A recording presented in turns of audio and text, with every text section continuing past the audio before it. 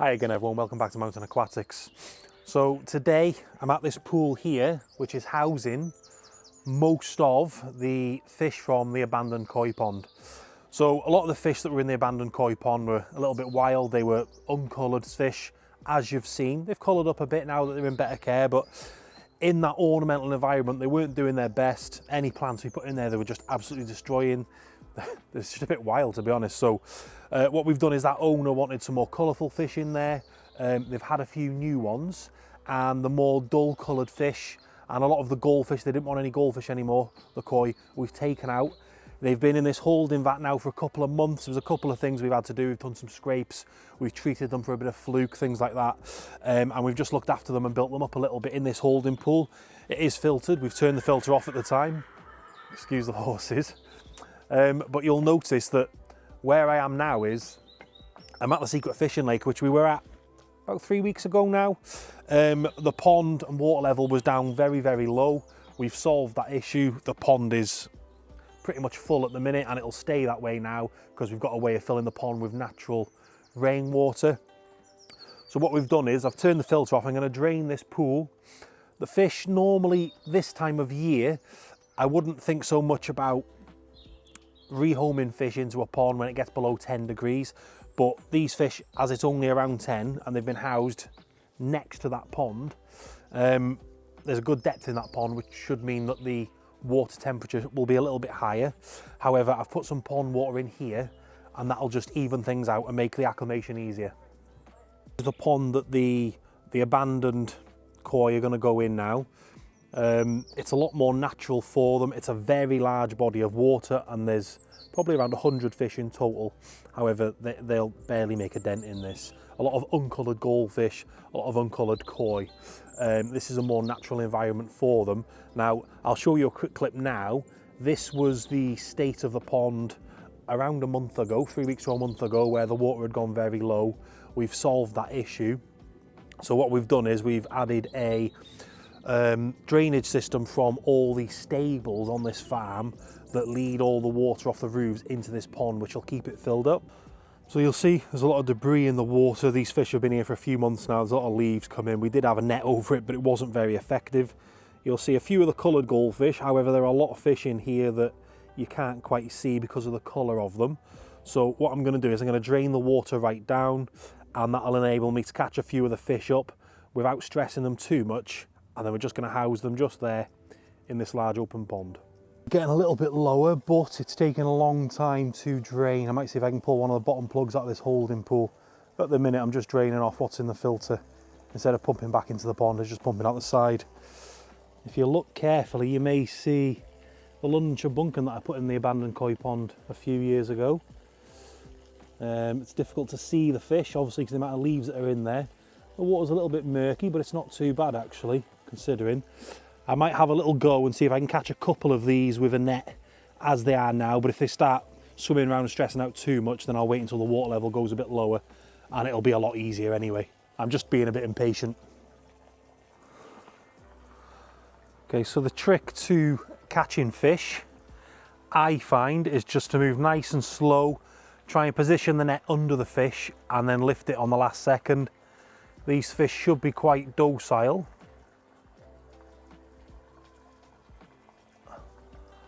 Because the weather's a little bit cooler. However, that was easy enough. We've caught 4 fish. I'll try and get you a look at them without stressing them out too much. So this is obviously some sort of ghost carp. Some of them do look like carp and goldfish hybrids. Pretty standard goldfish there. So what I'll do is, now I've caught a few up, I'll start putting them in the pond down the bottom. I'll show you that now. Won't show you for every fish. There's probably around 120 fish here in total, but we'll get a look at some of them as they come out and you can see how they've got on, how they've grown and how nice and healthy they're looking now. Okay, so I'm just round the other side of the pond now. You can see the water level's got a little bit of a way to go. So these will be the first fish going in, the 4 that you saw me catch then. Mixture of goldfish and some common looking carp. Some of these could be hybrids. I mean, there's years worth of fish. Come on, off you go. There's 2 swimming right away. And I think Yep, 2 more in the net. A little bit ungracefully, but we'll put them in there. Let's have a look if you can still see them.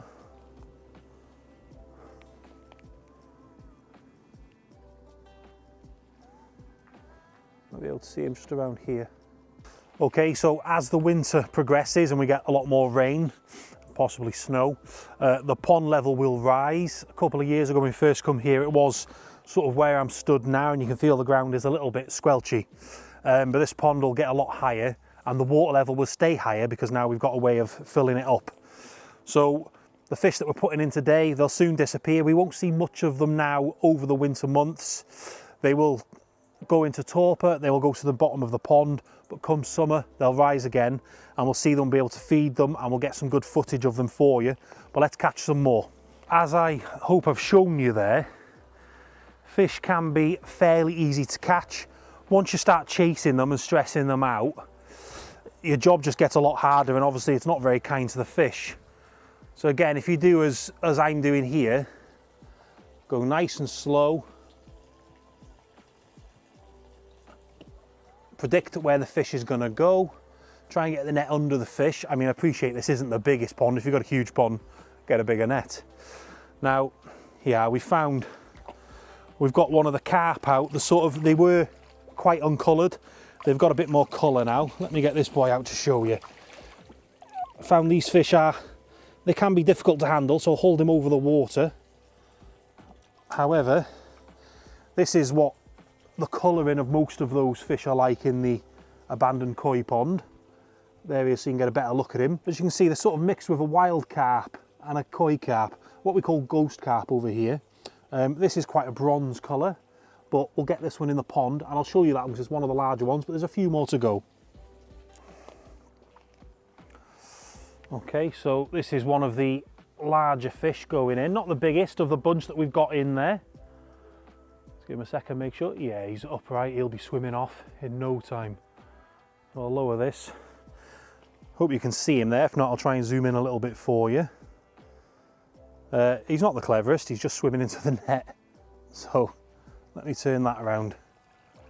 There you go. Now, if you've stuck around with me this far in the video and you're hoping to see the mystery fish that we caught from this pond a few weeks ago, I've got some in a tank that we've kept to one side. I'll show you those. Stick around till the end and we'll show you the mystery fish.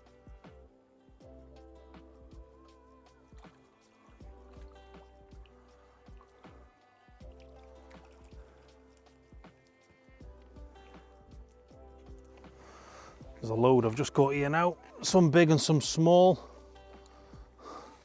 They just sort of come up in the one scoop. There you go, be free. It's always the big ones that struggle, knowing which way to go. Come on. So you'll see some of the goldfish there have just dove straight down and gone into the leaves. That's one issue we do have with this pond, is the amount of leaves that find their way into the pond. So obviously all the way around we're surrounded by trees. It's a nice natural environment. But over years and years and years, those leaves will decay, create silt, and eventually, you know, especially with the plants around the edging and stuff, this is why a pond like this still does need maintenance, and it has maintenance. As you can see, we've got the air line in the middle there on a Oaza air ring, and just providing a bit more oxygen for these fish, because it is otherwise still water. It is an unfiltered, more natural pond. But there's a few fish in there at the minute. We've probably got about 25 in so far, so I need to head up there, grab some more, and I might start coming down that way if I don't mind getting muddy and putting some in, because it's a bit long going round. All right, let's see if I can do this one-handed while showing you guys. So there's some fish on that back corner, and being careful not to knock the sides. We'll go underneath the fish.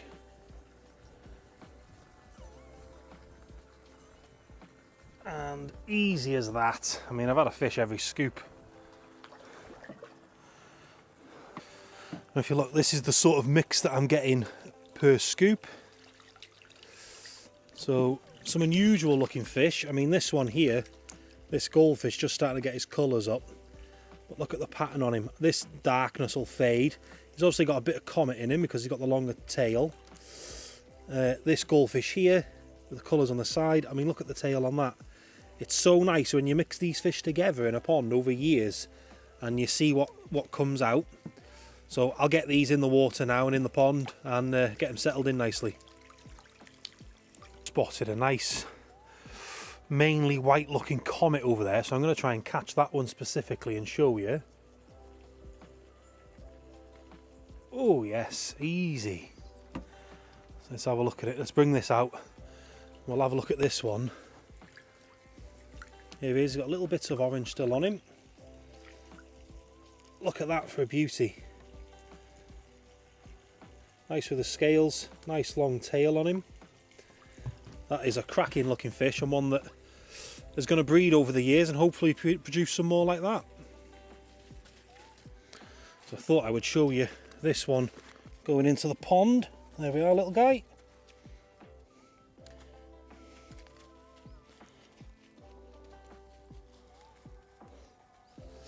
So these fish, as some of you that have followed the journey will know, these fish were abandoned for probably about 3 years. When I say abandoned, so the owner of the house was living in America. They weren't really there. Supposedly somebody come every now and again and fed them, I'm hoping. But the fish were left to their own devices quite a long time. You've seen the state of the pond that they were in. Obviously that's fixed now. There's new owners have bought the house and they got us in to help them to get the pond back to its former glory, which we have done. And as you'll all probably want, we'll do another update on that pond soon, and you'll have to stick around to see it. Obviously, if you're not subscribed, you might miss that, so make sure you are subscribed, just to make sure that you see that update on that pond and how good it's looking, and I can't wait to show you. The water's probably about halfway down now. I'm not having too much difficulty catching the fish with this long-handled net in, you know, it's not too big a size pool. This is only a holding pool, so we can make sure that the fish were healthy and acclimatized before we put them in the big pond. I can't show you me catching all of the fish. I think we would be here all day, but it's nice that I can show you a little selection each time that I scoop them out. Kind of like this.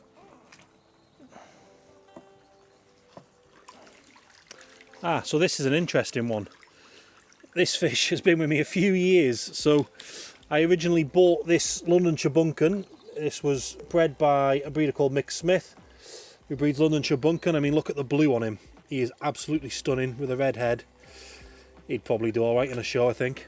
And I donated him to the abandoned koi pond because they didn't have many coloured fish.